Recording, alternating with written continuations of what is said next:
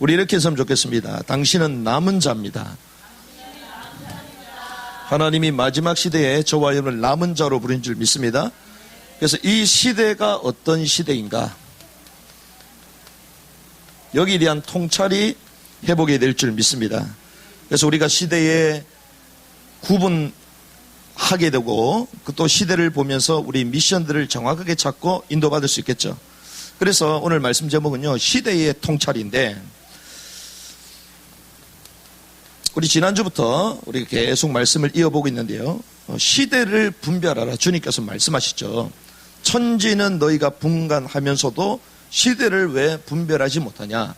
예수님께서 친히 분별하라고 말씀하셨어요. 그래서 이 마지막 시대에 대해서 우리가 계속 말씀을 나누고 있는데, 그 대표적인 인물이 다니엘서에 나오는 다니엘입니다. 그래서 이 다니엘서 1장 4절의 말씀 보면요, 다니엘에게는 무엇이 있었냐. 다니엘에게는요, 지혜의 통찰이 있었어요. 이게 무슨 말이냐. 곧 흠이 없고 용모가 아름다우며 모든 지혜를 뭐한다?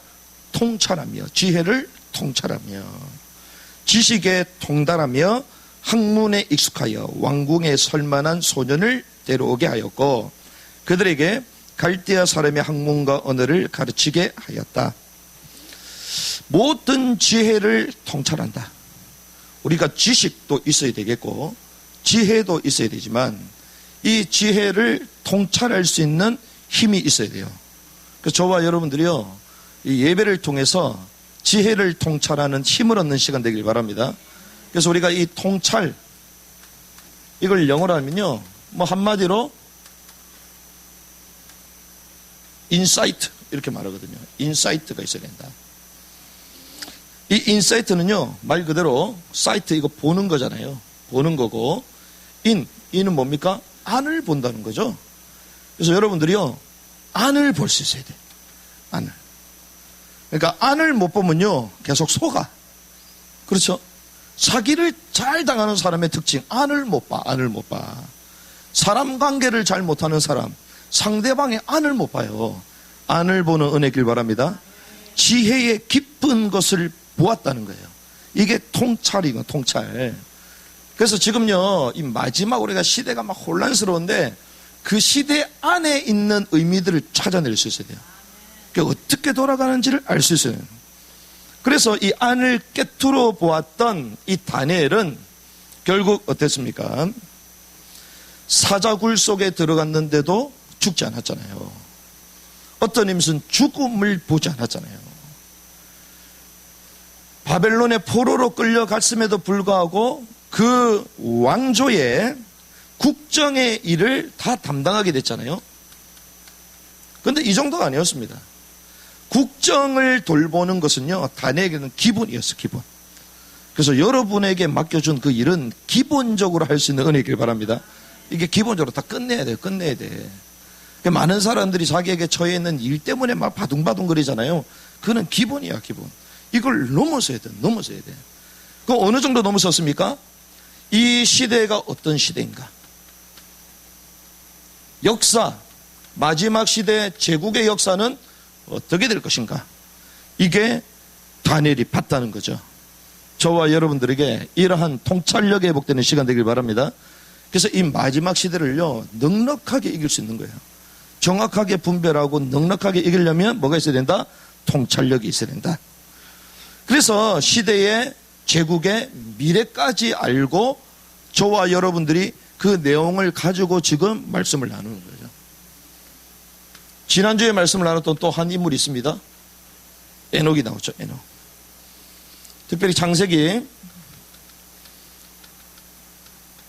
5장 24절의 말씀을 보면요, 에녹은요, 이 종말에 대한 통찰이 딱 있었어요. 이 다니엘은 지혜 통찰이 있었는데요, 이 에녹은요, 종말에 대한 통찰이 있었어요. 자, 이걸 어떻게 알 수 있냐? 에녹이요, 65세 때 누굴 낳습니까? 무드셀라를 낳잖아요. 무드셀라가 뭐라고 하겠습니까? 그가 죽으면 끝이 온다. 자기 아이를 낳을 때에 끝이 올 거다. 그러니까 하나님이 계시 보여주신 거죠. 그래서 그 하나님의 계시, 이 말씀을 가지고 뭐 했습니까? 하나님의 말씀을 가지고 묵상하는 거죠. 분명히 하나님이 내가 자녀를 낳을 때에 이 무드셀라라는 이 자녀를 낳을 때에 그가 죽으면 끝이 온다. 종말에 대한 걸 보여주셔서 무드셀라라고 짓게 하셨단 말이에요. 그러면 그 아이를 볼 때마다 뭐가 생각이 날까요? 종말. 근데 그것도 누가 주셨다? 하나님이 주셨다. 그러면 하나님의 말씀은 변함이 없잖아요. 그러면 그 말씀을 어떻게 해요? 계속 묵상하는 거예요. 하나님의 말씀을 상고하는 것입니다. 묵상하는 것입니다. 그런데 하나님은요, 에녹에게 뭐라고 말씀하셨어요? 하나님과 뭐 했다? 동행했다. 몇 년 동안? 300년 동안. 그런데 에녹은 몇 세에 죽었습니까? 365세에 죽었잖아요. 65세일 때에는 하나님과 동행했다는 얘기가 없었는데 자녀를 낳고 난 이후부터 하나님과 동행했다는 거예요. 그럼 무슨 말입니까? 하나님의 말씀을 계속 의식하고 묵상했다는 거죠. 그러니 뭐가 생기죠? 통찰력이 생기는 거예요. 그렇구나. 마지막 시대, 분명히 그가 죽으면 끝이 난다고 했는데 지금 이 시대가 그냥 막연한 시대가 아니고 계속 번영하는 시대가 아니고 어떤 의미에서는 네피림 어마어마하게 부강하고 정욕적이며 자기네들 원하는 걸 모든 걸 이룰 수 있는 그런 세속 시대였잖아요. 그런데 웬일입니까? 이 에녹은요, 그런데 물들지 않을 수 있었던 이유, 종말에 대한 통찰력이 있습니다. 종말. 그 통찰력은 뭘 통해서요? 말씀을 묵상합니다. 그래서 여러분들이요, 지혜의 통찰력이 회복되고 종말에 대한 통찰력을 회복하는 시간 되기를 주님이 축원합니다. 그래서 남은 자로서요, 저와 여러분들은 시대에 대해서 통찰력이 있어요. 통찰력. 그래서 우리가 마지막 시대라고 말하는데요, 우리 계속 마지막 시대를 말하잖아요. 그런데 이 마지막 시대에 근거를 우리가 될 수 있어야 되겠죠.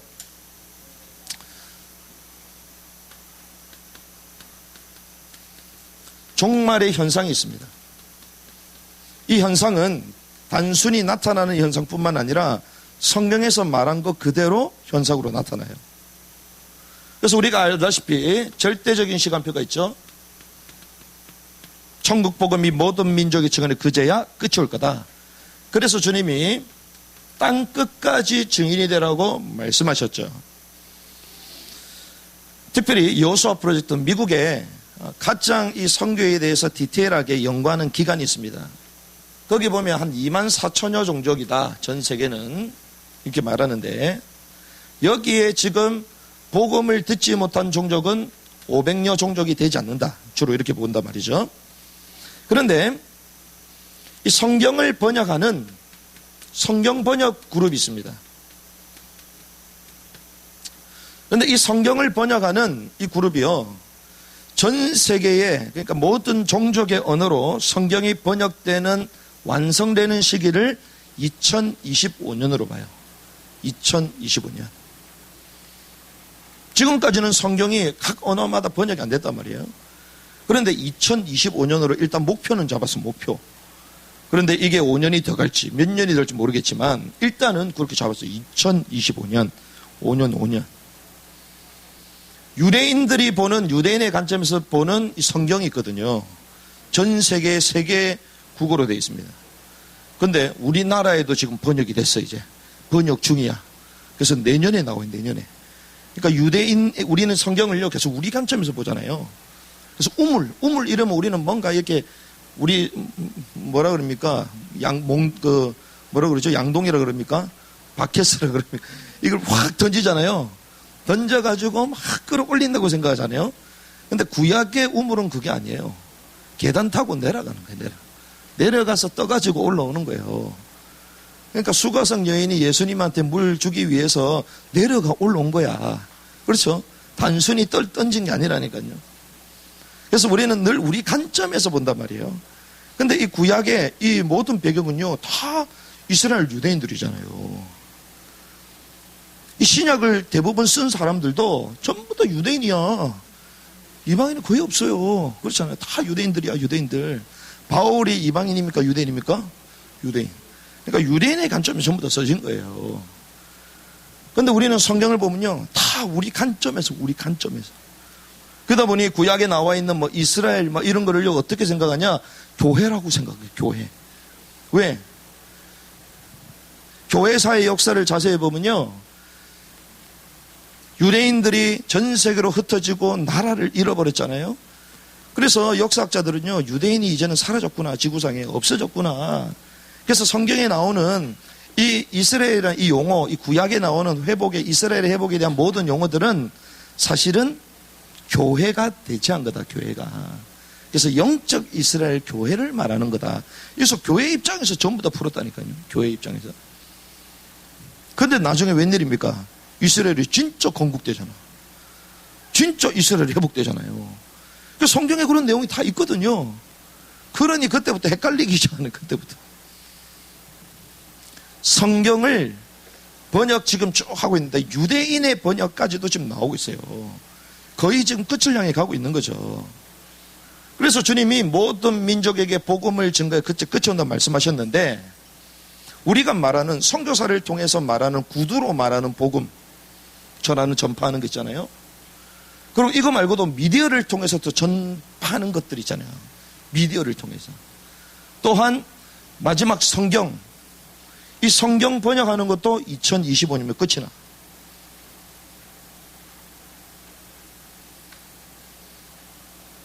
그래서 막 성경 마지막 번역할 때 이 펜에다가 마지막 마라나타 아멘 주에 오시옵소서 딱 점 찍으면 주님 온다, 이게 아니고, 자칫 잘못하면 막 마지막 요한계시록 딱 점 찍으면 온다고 생각, 그게 아니고, 이러한 현상이 지금 나타나고 있다는 거죠.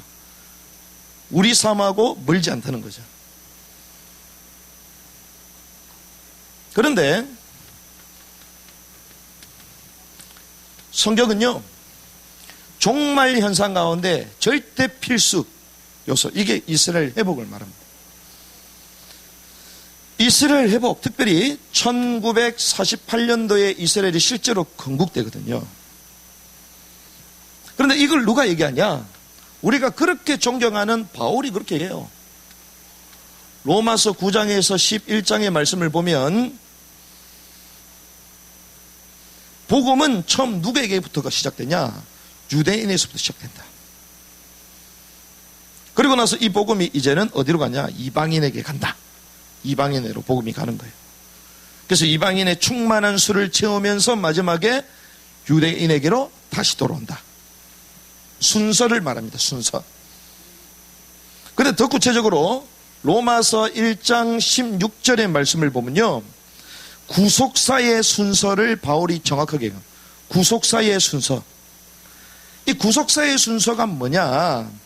이렇게 갑니다. 내가 복음을 부끄러지 않으니 이 복음은 모든 믿는 자에게 구원을 주시는 하나님의 능력이 됨이라. 먼저는 누구? 유대인에게요. 그리고 헬라인에게로다. 순서가 있다는 순서. 이 구속사의 이 복음, 복음 운동의 이 흐름의 그 순서가 있는데, 그게 유대인에게요, 그 다음에게는 헬라인이다. 순서가 있다는 순서. 그래서 결국에는요, 주님이 다시 오신다, 종말이 왔다, 이 말은 결국 이스라엘이 회복되지 않았다면 종말이 안 온 거죠. 근데 종말이 오려면 이스라엘이 먼저 회복돼야 된다. 회복. 그 지금 이스라엘이 있어요, 없어요? 있죠. 그래서 우리가 이스라엘 가고 싶어 하잖아. 그렇죠. 오늘 아침에 본 거 중동 뭐 이런 거 보잖아요. 그것도 다 이스라엘이잖아요. 실제로 본 거죠. 실제로 있단 말이에요. 실제로. 성경에서 말하는 이스라엘이 교회가 아니고 실제 이스라엘을 말하고 있는 거죠. 그런데 세계의 역사에 이막이 열렸습니다. 이게 뭐냐? 잘 보세요. 하나님이 네피림 시대에 재앙으로 말미암아 홍수 재앙을 내리시고 난 이후에 노아의 아들, 특별히 야벳을 축복하시는데요, 야벳의 이름이 뭐냐? 이게 창대케 되다는 뜻이에요. 창대케 되다. 그래서 창세기 9장 27절. 창세기 9장 27절의 말씀 보니까요, 함과 또 셈과 야벳이 나오잖아요. 그런데 야벳을 하나님이 창대케 하사, 야벳을 창대케 하신다고 얘기했는데, 이 야벳이 누구냐? 우리는 말하면요, 유럽 사람이야. 유럽 사람들. 유럽 사람. 그런데 이 유럽 사람 야벳을 통해서 역사의 이막을 여는데, 이게 무슨 말이냐? 1492년 어떤 사건이 있었습니까? 신대륙이 발견됐잖아요. 구국예배 오신 분은 알 거야. 구국예배 왔는데도 모른다는 거는 한 번 더 메시지를 보라는 거지. 1492년 콜럼버스가 신대륙을 발견하잖아요. 근데 그 콜럼버스가 누구 후손이냐? 야벳 후손이야. 야벳 후손. 콜럼버스가요. 그래서 그 전까지는요, 세계 대륙만 있었잖아요. 이스라엘 아브라함 중심으로 지중해 중심에, 그게 사실은 아시아입니다. 아시아. 그 밑에가 아프리카죠. 그 위에 유럽이죠. 이 세계 대륙만 그 전까지 있었어요. 세계 역사 가운데. 그런데 이 콜럼버스, 이 야벳의 후손 콜럼버스를 통해서 이제 신대륙이 발견되면서 새 대륙이 다시 더 들어와. 그게 북아프리카, 북아메리카, 그리고 남아메리카, 오세아니아, 이런 대륙이 다 들어오는 거죠. 그래서요, 지리적으로 열리면서요, 역사의 이막이 열리기 시작합니다. 이때 주님은 마태복음 24장 32절의 말씀 보니까, 무화과 나무의 비유를 배우라. 그 가지가 연하여 지고 잎사귀를 내면 여름이 가까운 줄을 아나니. 자, 무화과 나무의 비유를 얘기합니다. 저 천수막 보면 이 무화과 나무거든요. 무화과 나무. 이 무화과 나무의 비유를 봐라. 잎사귀가 연하여지면 여름이 가까워진다. 무슨 말이냐? 이 무화과 나무 이거를요,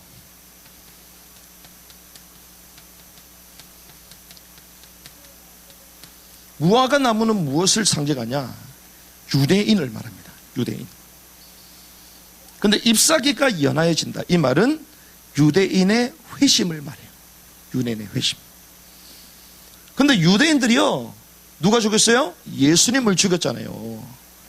예수를 메시아라 인정 안 하잖아요. 지금도 여전히요, 이스라엘 가면요, 예수를 메시아라 인정 안 합니다. 그게 오히려 기독교인들 테러한다니까요. 폭탄 던진다니까. 우리 문 닫아 놓는 건 기본이야, 거기는. 동시 정통 유대인, 이게 막 구레나루 길게 했는 유대인들이 와가지고요, 사제 폭탄을 던지고 간다니까. 그 정도로요, 예수 이러면요, 2000년의 역사 가운데 큰 상처를 가지고 있어요. 상처를. 그래서 거기는요, 십자 드라이브도 없잖아. 왜? 십자군 전쟁, 전부 다 기독교 십자가의 이름을 들고 그 예루살렘에 와가지고 싸웠잖아요.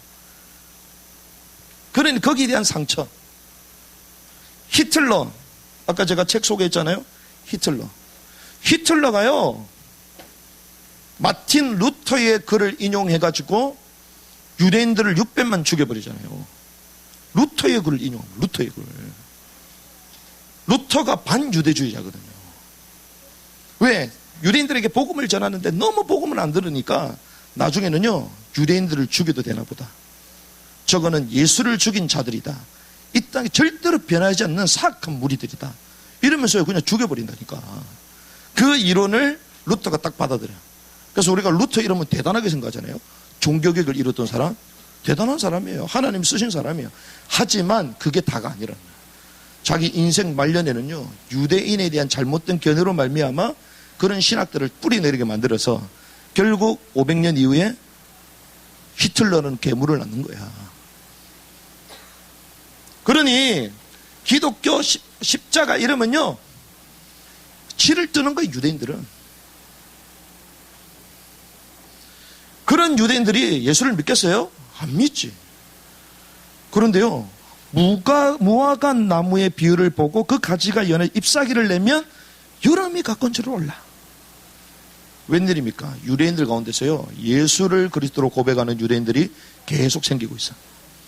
생기는 정도가 아니야. 지금 이 유대인 절기로 나팔절 기간이거든요. 나팔절 기간. 나팔절 기간 10일 지나면 이제 대속절이 진행되는데, 지금 유대인들 가운데 예수를 믿는 사람이요, 전 세계 네트워크 지금 줌을 해가지고요, 지금 기도하고 복음을 전파하고 마지막 때로 깨고 일어나니까 지금 그러고 있어요. 그 저한테 친구 초대도 한다니까. 이러고 있어요 지금. 근데 왜 그러냐? 뭐 물론 이유가 있겠지만요, 이스라엘이 건국이 되면서 특별히 공산권에 있었던 러시아나 이런 구소련에 있었던 나라의 유대인들이 핍박을 받다 보니까 예수를 선조들이 믿게 되고 그 후손들이 와서 교회를 세우는 케이스들이 많아지는 거예요.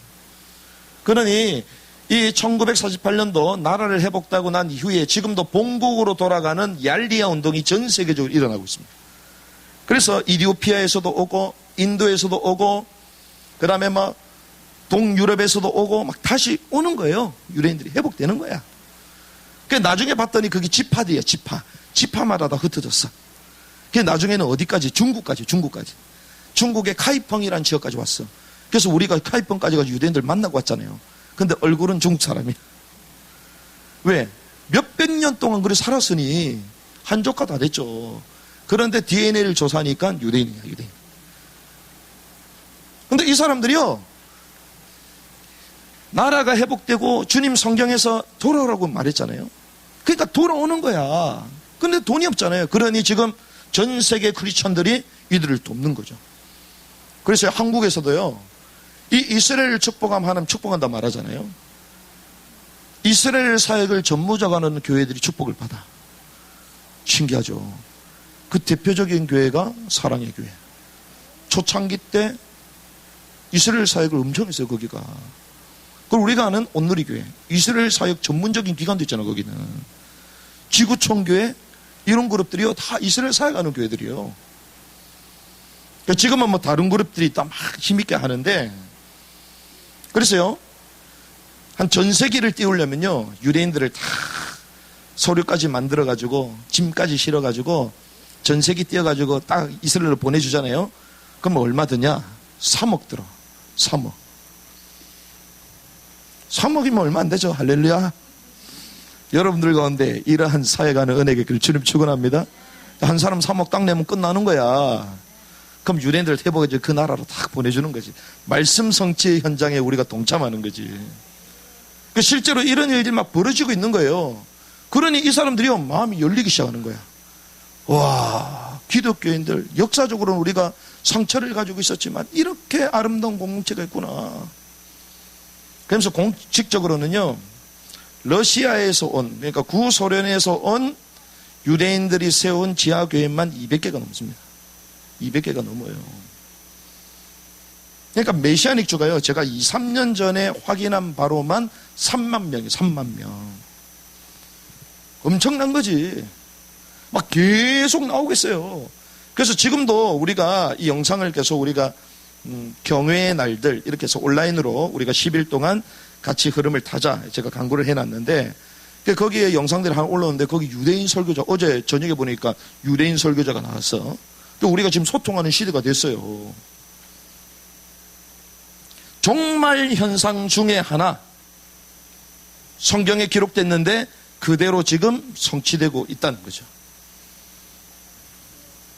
그러면서 마태복음 24장 15절, 멸망에 가증한 것이 거룩한 손에 선 것을 보거든. 멸망에 가증한 것, 거룩한 곳에 섰다. 거룩한 곳은 어디입니까? 성전이에요, 성전. 근데 이스라엘에 가면요, 예루살렘 그 위에 있는 그 성전이 우리가 말하는 솔로몬 성전 제3성전이 아니고 알악사원, 모하메드가 승천했다. 거기서 그래서 무슬림들의 3대 성지가 거기에 황금동으로 지금 써 있어요, 거기에. 그러니까 첫 번째는 메카에 있고, 두 번째는 메디나에 있고, 세 번째는 이 예루살렘. 여기에 황금돔으로 서 있는데, 유대인들이 나라를 딱 회복하고 나니까 자기 나라 땅에 뭐가 서 있어요? 황금 성전이 있어. 무하메드가 승천했다는 그 성전이 있어. 분노하겠죠. 그래서 그것 때문에 십자군 이 150년 동안 계속 일어난 거잖아요. 십자군 전쟁이. 그 성지를 탈환하겠다고. 근데 지금까지 탈환을 못했잖아요. 근데 땅은 웬만큼 다 찾았어 이제. 그런데 이게 웬일입니까? 지금 이 돌아온 유대인들이요, 지금 중동과 협약을 맺어가면서 성전을 세울 프로젝트를 가동하고 있잖아요. 그래서 우리가 통찰 계속 말하는데요, 우리가 아침에 영상을 봤는데 트럼프가 뭐 바레인하고 아랍에미레이트하고 이스라엘과 수교를 맺고 이러잖아요. 요르단하고 수교 맺은 지 20몇 년 만에 계속 수교를 맺잖아요. 아브라함의 가정 이삭과 이스마엘의 후예들 4,000년 동안의 갈등이잖아요. 그것 때문에 9.11 테러도 터진 거잖아요. 그런데 지금 그 가운데 중재 역할을 트럼프가 지금 하고 있죠. 그런데 트럼프 사회가 누구냐? 쿠슨이야. 유대인입니다. 유대인. 이 친구가 지금 다 하나 되도록 만들잖아요. 그럼 하나 되게 만들면 우리는 하나 되구나 박수 치고 있는데 중요한 게 그게 아니에요. 그렇게 하나 되게 해서 뭐 하겠다? 제3성전을 짓겠다. 성전. 성경에 나와 있는 그대로 지금 가는 거예요. 그렇죠? 그러니까 저와 여러분들이요, 이러한 종말의 현상을 막연하게 내가 꿈을 꿔가지고 주님 오신다 그랬다. 그건 좀 꿈 좀 깨야지, 그거는. 그게 중요한 게 아니고 성경에서 말하는 것대로 어떻게 되어져 가는가, 이걸 확인해야 된다는 거죠. 그런데 그대로 진행되고 있다는 것입니다. 그러면 이렇게 제3성전을 세우려면 전 세계를 어떻게 해야 돼요? 통합시켜야 되잖아요. 그래서 통합시키기 위해서 뭐가 필요하냐? 지식, 과학, 정보, 이런 것들이 필요하죠. 그런데 이 다니엘서 12장 4절 말씀처럼 마지막 때는 어떻게 되냐? 빨리 왕래하며 빨라진다는 거예요. 초고속 시대. 지식이 많아진다. 초고속 지식 정보화 시대가 된다고 말하는 거예요. 그래서 지식 정보화 시대. 뭐 계속 말씀을 나누겠지만, 그래서 지금 어디까지 왔어요? 스마트 시티. 운전자도 필요 없어요. 자율 운행차. 여기는요, 현금도 필요 없어요. 알아서 안면 인식 결제돼. 지금 중국의 서안 이런 데는 알아서 다 되잖아요. 이렇게 가는 거예요. 성경대로 가는 것입니다, 지금. 그래서 모든 것이 네트워크 딱 되는 거예요. 인공지능. 그래서 디지털 전체주의 사회로 딱 가는 거예요. 그러니까 요즘요, 디지털 없으면 아무것도 못 하잖아요. 근데 이것이 좋은 것처럼 보이죠? 그렇지 않습니다.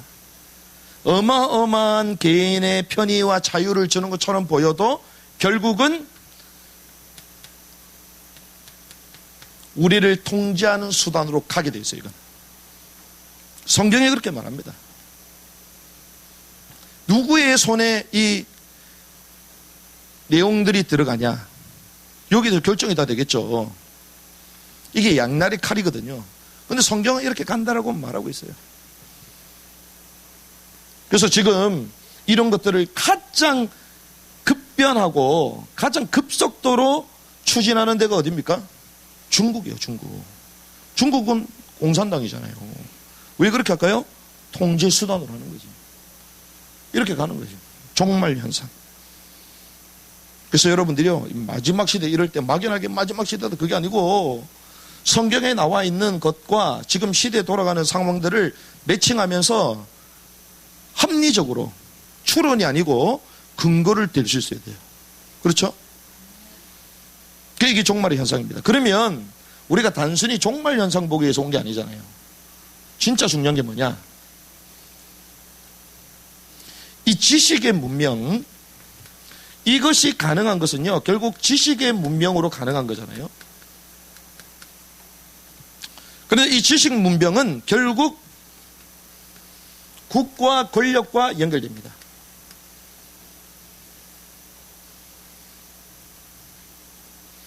그런데 겉으로 보면요, 이게 안전하고 편안한 아주 유토피아적인 세계로 보이잖아요.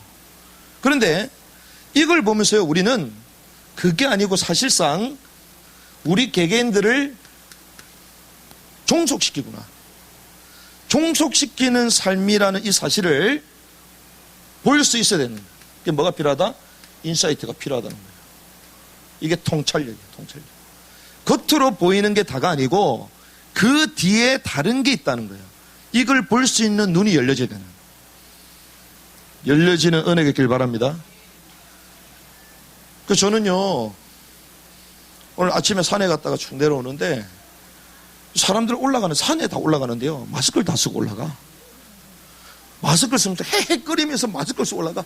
헤헤거리면 내려야지. 그런데 이미 세뇌를 시켜놓으니 내려놓으면 큰일 나는 줄 알아. 신기하죠. 그럼 산에 올라가면, 정상에 올라가면 내려야 될 거 아니야. 그런데도 쓰고 있어. 대단하다, 대단하다. 산에 왜 가요? 산에 왜 가는데? 마스크 쓰러 가나? 마스크 쓴 거 자랑하러 가나? 좋은 공기 마시려고 간 거 아니요. 그럼 좋은 공기를 마셔야지 가가지고. 그럼 어떻게 해요? 마스크를 벗어야지. 아닌가? 내 말이 틀렸나? 그런데 이걸 탁 쓰고 있는 거야. 그런데 마스크를 써야 되고, 그리고 백신을 맞아야 된다, 그렇게 말하는 인간은 안 써. 대표적인 인물이 누구죠? 빌 게이츠. 나와가지고 인터뷰하는데 쓰는 거 봤어요? 하나 안 써, 본인은. 이유를 알려드릴게요. 저와 여러분들이 앞으로 대혼란의 시기가 옵니다. 이런 통찰력이 없으면요, 한마디로 직관력이 없으면 다 속는다니까. 그냥 고지고대로 그냥 받아요. 이게 뭡니까? 수건이잖아요. 근데 이걸 공장에서 만들었잖아요. 무엇을 위해서 만들었어요? 닦으라고 있는 거지, 이렇게. 그렇죠. 물도 칠해가지고 손도 닦고. 목적이 있잖아요. 그러면 미디어를 제작하는 그 사람, 그 미디어, 그 목적이 없을까요? 그 영상 뒤에도 다 목적이 다 있습니다. 그러니까 그걸 모르고 그대로 받아들이는 거야. 지식의 문명, 우리 인생에는 막 좋은 것처럼 보이죠? 근데 뒤에는요, 다른 게 있다니까요. 성경은 처음부터 이걸 말한 거예요. 그러니 다니엘이 남들보다 그 당시에 뛰어난 박사 술객보다 10배 이상 지혜가 있었다, 이 말은 많은 걸 알았다, 이게 아닙니다. 직관력, 통찰력이 있은 거예요. 여러분들이 이게 회복되길 바랍니다. 이게 딱 보여줘야 돼요. 그걸 안 속는다니까. 아니면 뭐 끊임없이 연구해야 돼. 연구하는 거 피곤한 거예요. 잘 보세요. 특별히 마태복음 4장. 자, 정말 재밌습니다. 저도 이번 주에 이게 정리가 됐는데, 재밌다, 재밌다. 자, 예수님이 공생애를 이제 시작하시면서 40일 동안 금식하시고 이제 시작을 하시잖아요. 근데 뭐부터 당하십니까? 시험을 당했어요. 누가요? 사단이 시험하는 거지 뭐.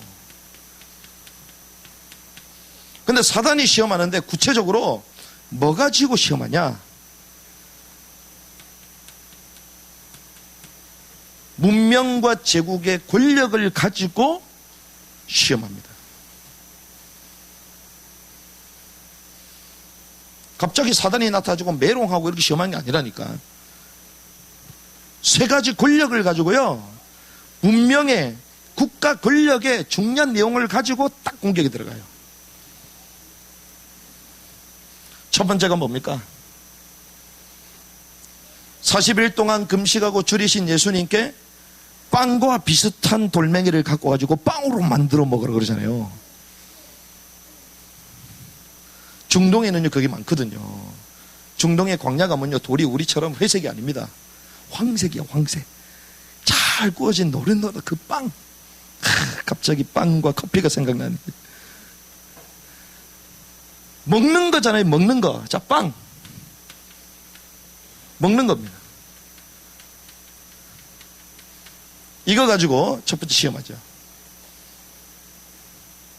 자, 두 번째는 뭡니까? 뛰어내려라. 뛰어내려라. 이거는 뭡니까? 결국 뛰어내리면 내 육신이 망가지겠죠. 신변. 그리고 마지막에 뭐라고 합니까? 경배하라. 자기 자신을, 사단을 의지하라는 거죠. 요 세 가지. 자, 이 먹는 거는요, 한마디로 얘기하면 우리가 식량이라고 말할 수 있겠죠. 식량은 그 뭐냐? 매매 권력을 말해요. 사고 파는 거. 그렇죠? 그리고 뛰어내려라. 이거는 뭘 신병, 결국 뭘 얘기합니까? 안전을 안전. 이거는 사회 권력을 말하거든요. 경배해라. 나를 의지해라. 결국 사상의 문제인데 더 깊게 들어가면 결국 종교 권력입니다. 요 세 가지 권력을 가지고 사단이요, 하나님이신 예수님을 시험했다. 요 세 가지를 가지고. 왜? 인간이 딱 걸릴 수 있는 딱 세 가지 카테고리가 요겁니다. 요 세 가지에 딱 걸리는 겁니다. 그러니 여기 공격을 해요. 그런데 성경에 보면요, 기가 막히게 여기에 대해서 얘기를 하고 있어요. 마지막 시대에도 똑같다는 거예요. 이 통찰력이 있어야 된다니까. 예수님 저렇게 시험 받았구나, 그게 아니고 마지막 시대에 저와 여러분들 똑같이 사단은 이렇게 공격한다는 거예요. 똑같이. 요한계시록 13장 17절. 누구든지 이 표를 가진 자 외에는 매매를 못하게 하니 이 표는 곧 짐승의 이름이나 그 이름의 수다. 자, 이 표를 받지 않으면 매매를 못해요. 사고 파는 걸 못해요. 다이소 갈 때 현금으로 결제할 수 있어요, 없어요? 이제 못해. 그렇죠? 카드 있어야 돼. 대중교통 이용하면 그냥 돈 내고 탈 수 있습니까? 아니요. 카드 있어야 돼. 앞으로는요, 카드도 다 없어집니다. 홍채 인식으로 끝난다니까, 지금. 표를 다 받아야 돼요. 이번에 우리가 우한 폐렴 때문에 다들 고생하고 있는데 백신 맞으러 그러잖아요. 이 한국 사람들을 위하여 3천만 명 맞을 수 있는 백신을 준비했다 그러잖아요. 만약 여러분 다 안 맞는다 그러면 어떻게 될까요? 나는 안 맞겠다 그러면 어떻게 될까요? 끝까지 추적하겠지. 지난번에 우리 강화문에 좋은 일 하러 갔다가 계속 문자 오잖아. 진료 받으러 가라 가지고. 그 여러분들 진료 다 받았잖아요. 그 나만 안 받아. 그 나는 이제 끝날 줄 알았거든. 그러니까 딱 지나고 있고 문자도 안 와, 이제. 전화도 안 와. 네, 다 프로젝트거든, 프로젝트. 그러니까요, 이 표를 받지, 이 시스템 속으로 안 들어오면요, 먹고 사는 것도 못 하는 거야. 결제 자체를 못 하는데.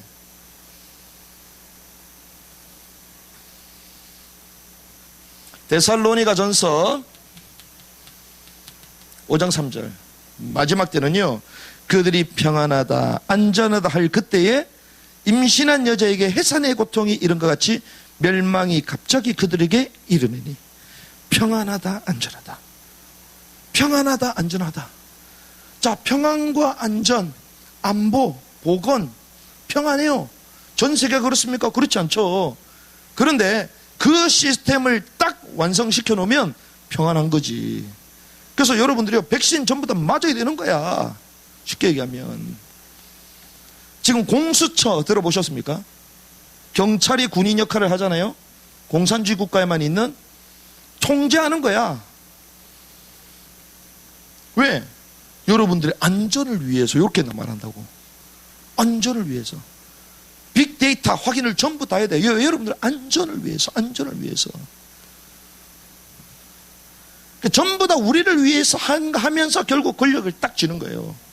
안전하다, 평안하다 할 때. 요한계시록 13장 15절.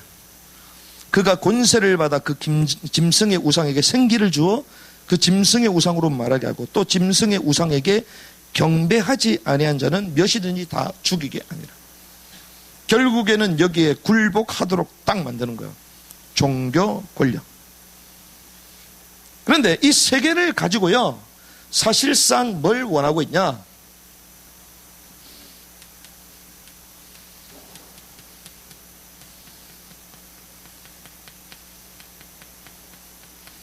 전 세계는요, 이 권력, 이 문명은요, 적그리스도 세계 체제로 급박하게 지금 돌아가고 있습니다.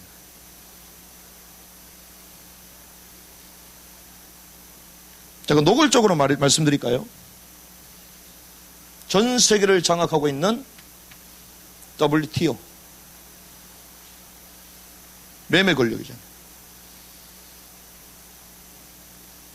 무역협정 맺지 않으면요, 전 세계 도태당합니다. 유일한 나라가 어디입니까? 북한. 그러니까 도태당한 거지, 지금. 계속 원조받잖아요. 이번에 크게 등장했죠? WHO. 세계보건기구. 그래서 지금요, 대한민국 모든 사람을 딱 장악하는 게 누굽니까? 일본의 본부장이에요, 본부장. 지금 코로나 지금 위험 수위가 지금 2.0이고 2.5단계고 지금 단계를 높여야 되겠습니다. 조심해야 되겠습니다. 이러면 전부 다 막 지지군듯이 조용해.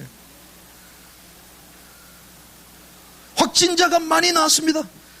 많이 나오고 적게 나오고 그건 둘째치고 몇 명 조사했는지 왜 얘기를 안 하냔 말이야. 몇 명 조사했는지 많이 조사하면 많이 나오지. 적게 조사했고 적게 나왔다면 안 되지. 사람들은 그런 것도 몰라 그냥. 전 세계가 이렇게 장악하잖아요. 그래서 이걸 눈치챈 유럽 이런 나라들은 마스크 찍고 지금 난리가 났어요 지금. 백신도 안 맞겠다. 백신도 그거 다 가짜다. 뭐 이런 난리가 났어요 지금. 한 해에 죽는 독감 사망자보다 훨씬 적은데 왜 우리를 통제하냐.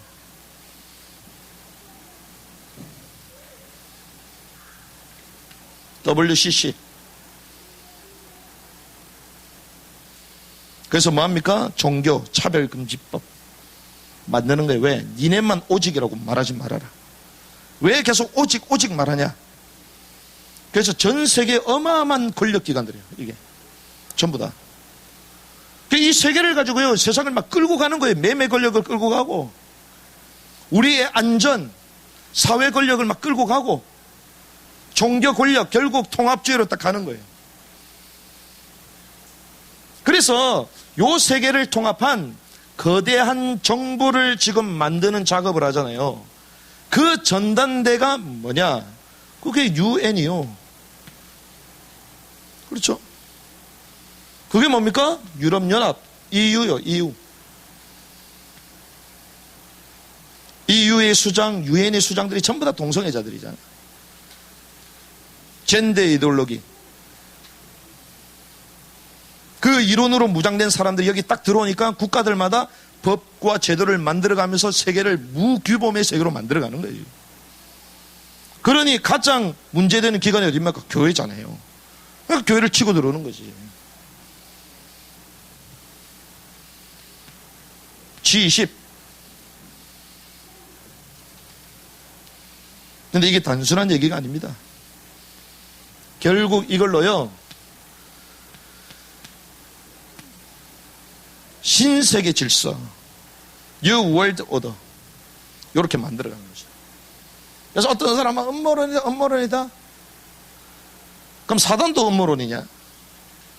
눈에 안 보이면 다 음모론이래. 아니, 창세기 때부터 나와요. 이게 다 나와요, 이게. 본인이 모르면 모르고 배울 생각을 해야지. 예수님께서 똑같다니까요. 바벨 반란을 일으켰던 그 바벨탑 운동도 똑같다니까요. 그런데 이것이 가능한 이유가 뭡니까? 이것이 가능한 이유가 있어요.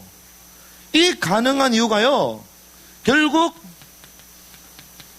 사이버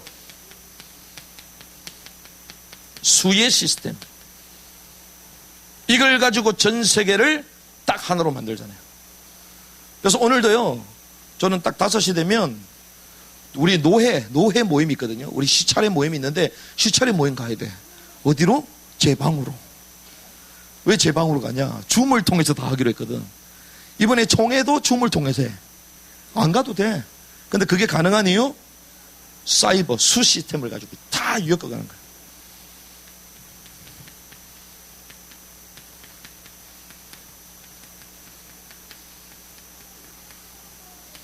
이게 제2 바벨탑 운동 완성 단계까지 지금 가고 있던 거죠. 그래서 여러분들이요, 세상에 돌아가는 시스템, 권력, 문명, 발전, 그 가운데에 어떻게 사단이 역사하고 있는지를 영안을 뜰 수 있는 통찰력을 해보가시기 바랍니다. 탁 열려져야 돼요. 그렇구나. 이렇게 가는 거구나. 그러면 제가 질문 한번 던져드릴게요. 그러면 통제 안 당하면 되죠? 통제 당할 수밖에 없는 이유가 뭡니까? 이걸 찾아야 돼요. 왜 통제를 당하죠?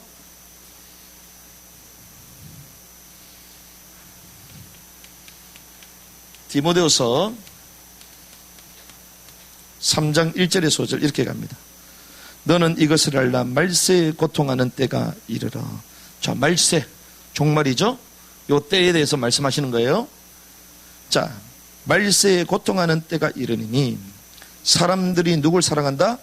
자기를 사랑하며. 결국 핵심이 뭐냐? 자기 사랑. 자기 사랑이기 때문에 이 세상의 시스템에 걸려들 수밖에 없는 거예요. 돈을 사랑하며 자랑하며 교만하며 비방하며 부모를 거역하며 감사하지 않고, 이 모든 것이요 사실은 자기 사랑이에요. 자기 사랑. 자, 나를 사랑하니까 복원이 중요하지. 맞아 안 맞아요? 웰빙. 내가 중요한데 내 몸이 얼마나 중요해. 그렇잖아요? 먹고 사는 거 얼마나 중요해. 왜? 내가 얼마나 소중한데.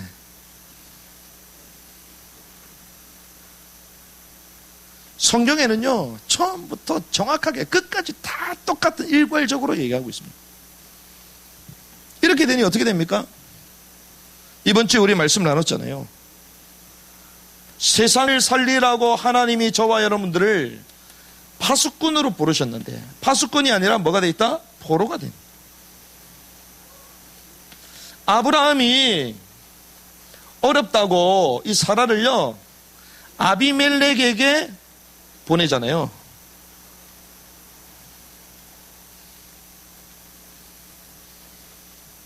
그런데 하나님은요 이 사라의 씨를 통하여 메시아가 날 거기 때문에 보존하시죠. 그래서 아비멜렉이 사라를 잠자리를 하려고 하다가 하나님이 나타나서 깜짝 놀라잖아. 아브라함이 어떻게 됐습니까? 불신자한테 수치를 당해. 불신자한테. 세상의 포로가 돼. 세상을 정복하고 다스리고 성경에는요 아브라함이 선지자라고 그러거든요. 선지자라. 근데 선지자가요 세상에 불모가 돼 있어. 아무 말도 못해. 오히려 자기 마누라를 상대방 왕한테 내줘. 지금 한국 교회가 이러고 있는 거예요.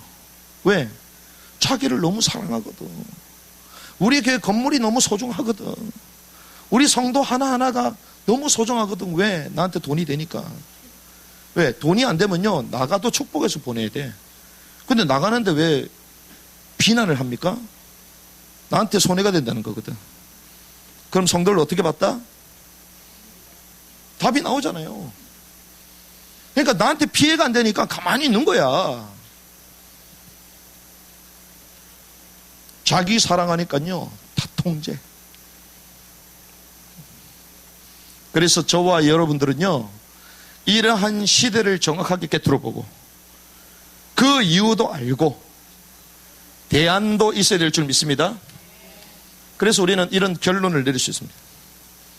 주님은요, 처음부터 우리를 부르셨을 때 제자들을 부르시고 부활하신 주님께서 승천하시면서 제자들에게 말씀하시죠.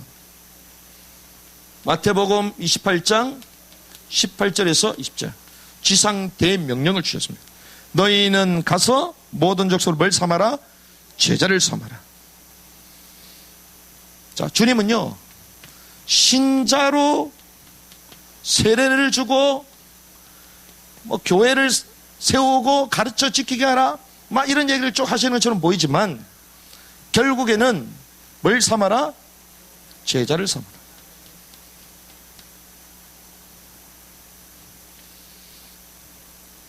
신자하고 성도하고 다릅니다.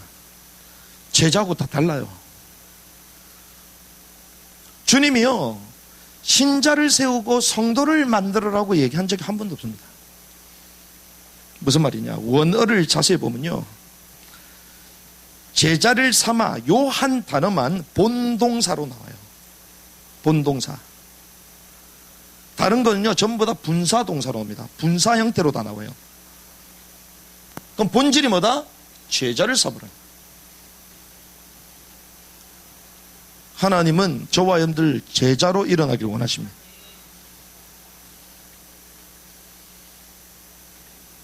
그래서 세례도 많이 줘야 되겠지만 중요하지 않습니다.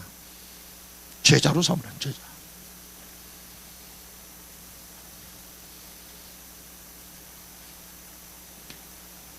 이 제자는 어떤 사람이냐?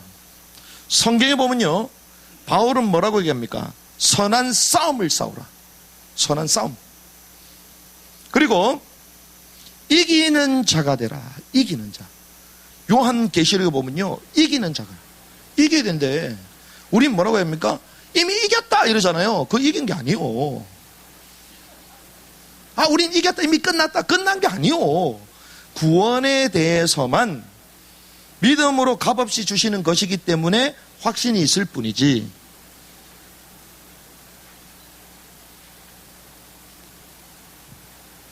목사님들이, 신학자들이 바로 가르치지 못해서 그래요. 성경에는 뭐라고 얘기합니까? 이기는 자, 선한 싸움을 싸우고, 특별히 뭐가 되라? 이번 주에 우리 영상 나눴죠? 남자아이가 되라. 남자아이. 여자가 낳는 남자, 요한계시록 남자아이. 이게 뭘 얘기하냐? 왕국을 소유하는 사람을 말하는 거예요.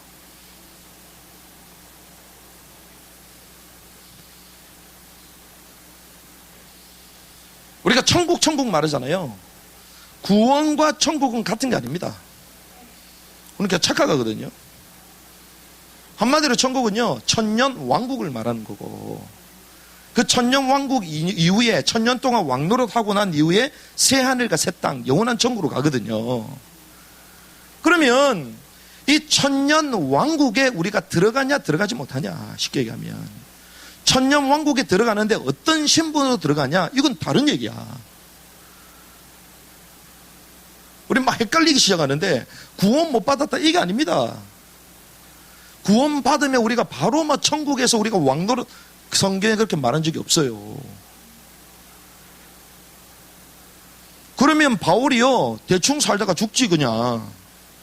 그렇죠? 바울이 뭐라고요? 상 받기를 위하여 다름질하라 계속 말하잖아요. 왜 그 얘기를 할까요?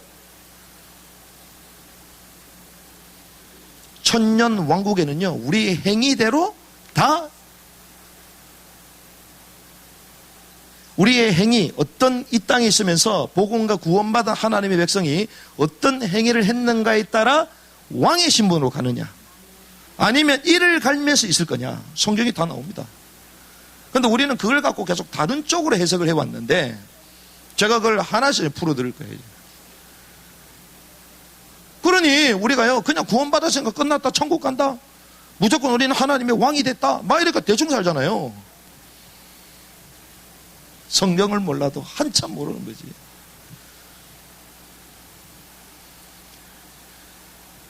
그래서 주님이요, 제자가 되라. 이기는 자가 되라. 남자아이가 되라. 상을 향하여 달려가라. 부름의 상을 향하여 달려가라. 그렇게 말하는 거예요. 그래서 하나님의 나라가 이 땅에 임할 때에 왕의 신분으로 살아가는 것입니다.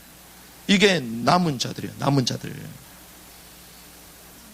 그래서 여러분들이요, 시대를 정확하게 진단하고 통찰하고 그 속에서 내가 이기는 싸움을 싸우고, 그래서 하나님의 왕국이 이 땅에 임할 때 왕의 신분으로 들어가는 거야. 1000년 동안 왕노릇 해야 돼. 왕노릇. 그러면 목사님 구원 못 받는 거 아닙니까? 그 말이 아니에요.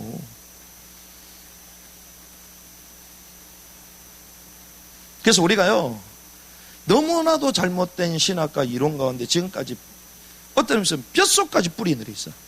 그러니 천국의 개념도 모르고, 우리가 부자 청년 말하잖아요. 부자 청년 가지고 우리 설교할 때 뭐라고 얘기합니까? 부자 청년이 근심해서 왔다는 거예요.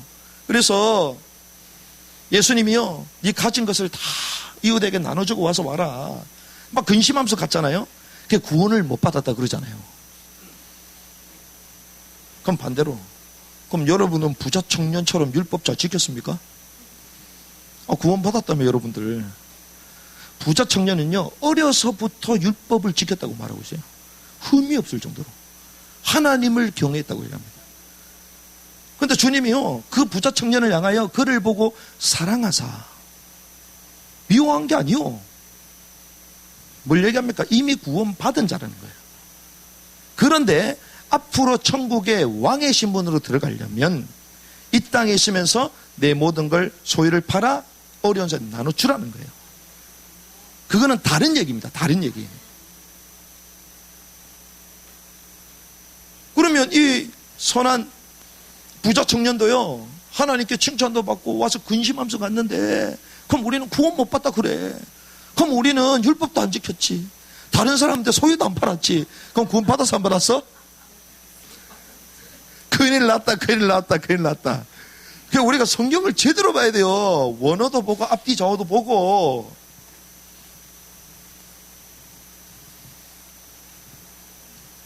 그래서 우리가 시대도 정확하게 진단하고, 그리고 우리가 이런 시대 가운데 어떻게 살아야 되고 또 무엇을 해야 되는지 정확한 메시지를 발견해야 될 줄 믿습니다.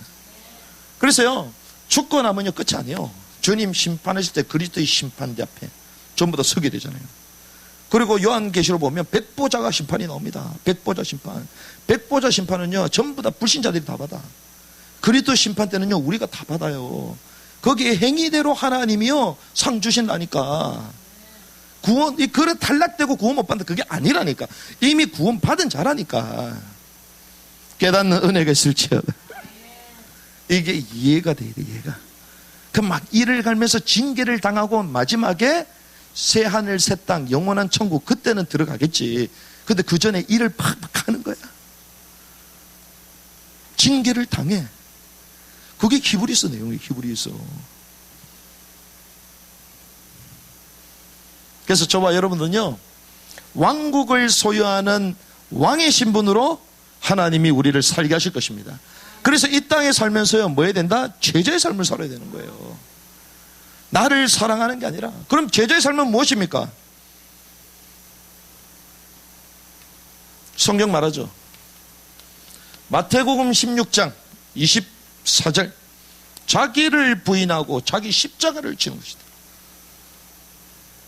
우리는요 태어나면서부터 죄를 가지고 태어나고 여전히 죄의 본성을 지니고 있는 자들이기 때문에 누린다 복음을 누릴 수 없어요. 우리는 그 단어가 우리 심령에 딱 들어오는 순간 우리는 방종으로 갈 수밖에 없어요. 우리는. 그래서 바울이 그런 얘기를 한 적이 없어요. 바울이. 주님도 그렇게 한 적이 없어요. 복음이면 끝났기 때문에 네 마음대로 해라. 안 그랬습니다. 오히려 믿음의 경주 선한 싸움을 싸우고 주님은 뭐라고요? 자기를 부인하고 자기 십자가를 지고 자기를 사랑하니까 자기를 부인할 수가 없지. 자기 부인과 자기 십자가를 지는 은혜가 있기를 바랍니다. 이게 제자의 삶이에요. 그러니까 자기 주장 못 견뎌. 자기 원하는 대로 안 되면 막 뒤집어져. 왜 그렇습니까? 내가 살아있는 거지. 여전히 살아있는 거지. 요한계시록에 정확하게 나오잖아요. 요한계시록 14장 4절, 어린 양이 어디로 인도하든지 따라가는 자다. 어디로 가든지 따라가는 거예요. 어린 양, 그리스도께서 인도하는 거 어디든지 따라가는 은혜 있길 바랍니다. 불 속에라도, 죽음의 현장이라도, 고난의 현장이라도 그냥 따라가는 거예요. 어린 양이 가는 대로. 그게 진짜지. 그렇죠?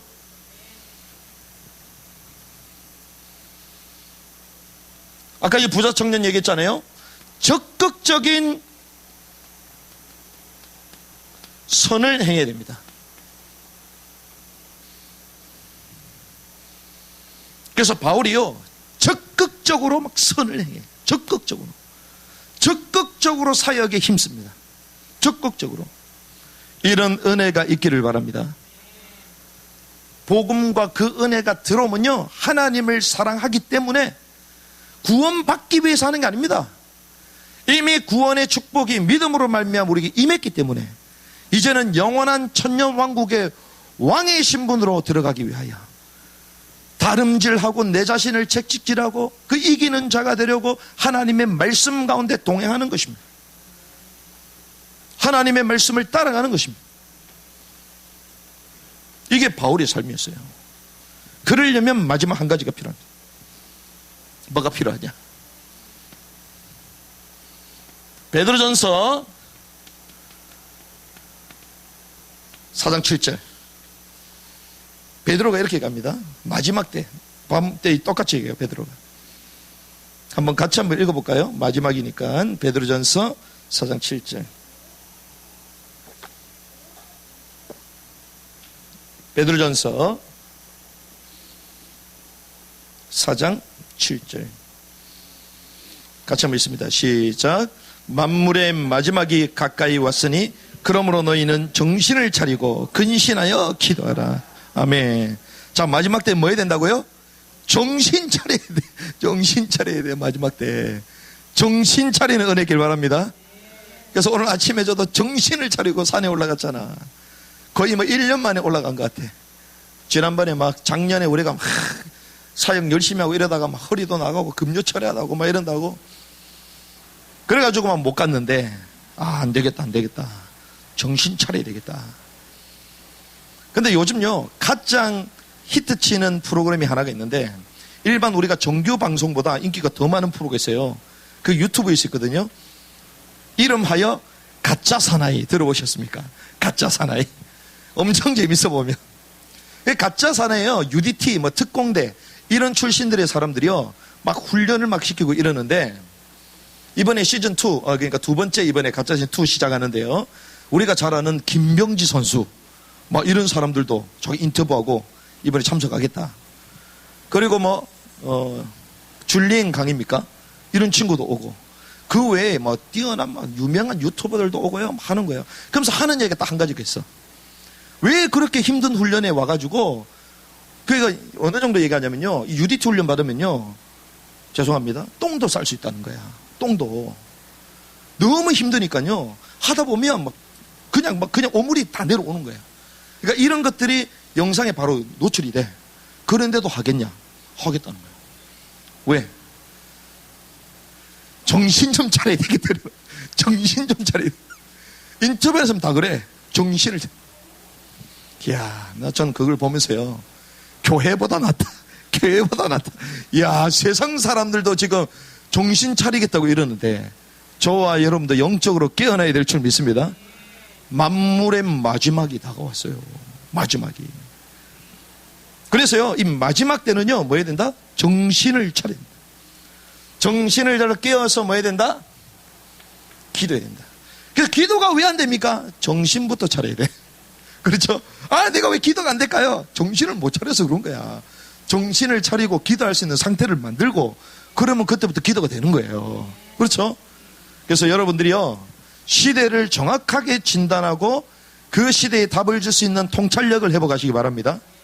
그러면서 이제는 우리는 신자도 아니다, 단순한 성도도 아니다, 그리스도의 제자로 살아갈 것이다. 이기는 자, 남은 자, 남자아이로 살아갈 것이다. 그래서 하나님이 이 땅에 통치하실 때에 왕의 신분으로 들어가게 될 거다. 주님 성경에 말하잖아요. 이걸 모르면요, 세상 거에 계속 걸리는 거야. 이거는요, 다 없어지는 것들이야. 문명, 그 주님 오셔가지고요, 한번 돌로 치면 뜨인 돌, 여러분들 아십니까? 다니엘이 꿨던 내 제국 꿈 어마어마하잖아요. 그런 어마어마한 제국, 그런데 한 뜨인 돌이 와가지고 발가락을 딱 치니까 다 날아가잖아. 다 날아가는 거예요. 그렇죠? 그래서 영원한 하나님의 나라를 위하여 투자하시기 바랍니다. 이기는 자로 살아가시길 바랍니다. 그래서 정신을 차려야 돼, 정신을. 그렇죠? 그래서 하나님이요, 한국교회를 쓰시려고 정신 차리는 시간표를 주셨어. 저는 보면 아무리 봐도, 야, 하나님 한국교회 쓸라나 보다. 정신을 워낙 못 차리니까 여기에 쭉쭉 빠져 있으니까 하나님이요, 이렇게 문 잠궈놓고 예배 드리도록 만들고 시간을 바꿔가면서 만들고, 우리는 그나마 좀 정상적으로 해왔잖아요, 이런 가운데서도. 그런데 직접 주민센터에서 전화 와가지고 목사님 11시에 찾아갈게요 얘기하더라고. 알겠다고. 그래가지고 제가 딱 시간을 바꿨잖아. 그게 하나님 무슨 말이냐, 목사부터 정신 차려라. 알겠습니다. 이 마지막 때에 여호와 여러분들이요, 영적으로 깨어서 많은 사람들을 살리는 은혜가 있기를 주님의 이름으로 축복합니다.